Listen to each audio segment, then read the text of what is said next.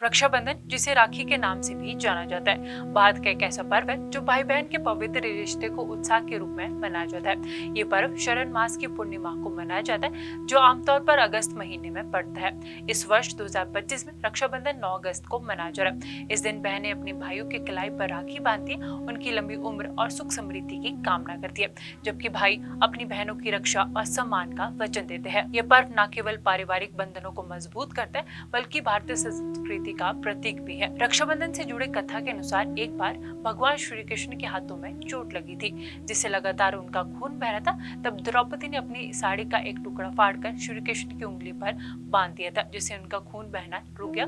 भगवान श्री कृष्ण ने इस प्रेम और विश्वास को देखते हुए द्रौपदी को उनकी रक्षा करने का वचन दिया था।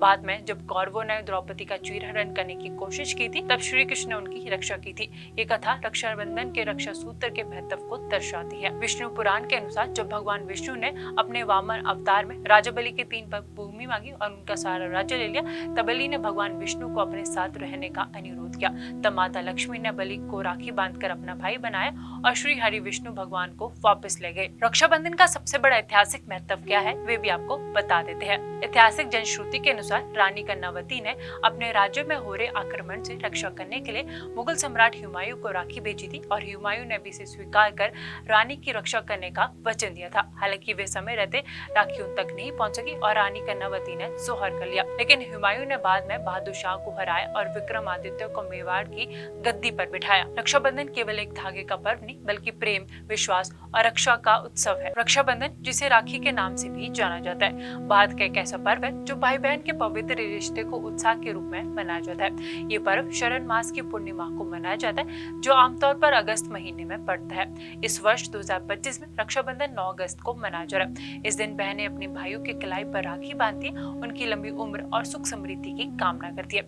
जबकि भाई अपनी बहनों की रक्षा और सम्मान का वचन देते हैं। यह पर्व न केवल पारिवारिक बंधनों को मजबूत करता है, बल्कि भारतीय संस्कृति का प्रतीक भी है। रक्षाबंधन से जुड़े कथा के अनुसार एक बार भगवान श्री कृष्ण के हाथों में चोट लगी थी, जिससे लगातार उनका खून बह रहा था। तब द्रौपदी ने अपनी साड़ी का एक टुकड़ा फाड़कर श्री कृष्ण की उंगली पर बांध दिया था, जिससे उनका खून बहना रुक गया।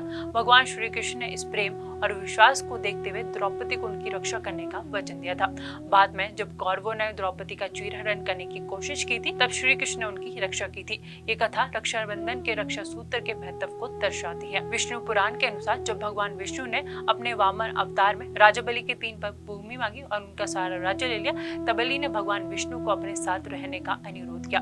तब माता लक्ष्मी ने बलि को राखी बांधकर अपना भाई बनाया और श्री हरि विष्णु भगवान को वापस ले गए। रक्षाबंधन का सबसे बड़ा ऐतिहासिक महत्व क्या है, वे भी आपको बता देते हैं। ऐतिहासिक जनश्रुति के अनुसार रानी कर्णावती ने अपने राज्य में हो रहे आक्रमण से रक्षा करने के लिए मुगल सम्राट हुमायूं को राखी भेजी थी, और हुमायूं ने भी इसे स्वीकार कर रानी की रक्षा करने का वचन दिया था। हालांकि वे समय रहते राखी उन तक नहीं पहुंच सकी और रानी कर्णावती ने जोहर कर लिया, लेकिन हुमायूं ने बाद में बहादुर शाह को हराया और विक्रमादित्य को मेवाड़ की गद्दी पर बिठाया। रक्षाबंधन केवल एक धागे का पर्व नहीं, बल्कि प्रेम, विश्वास और रक्षा का उत्सव है।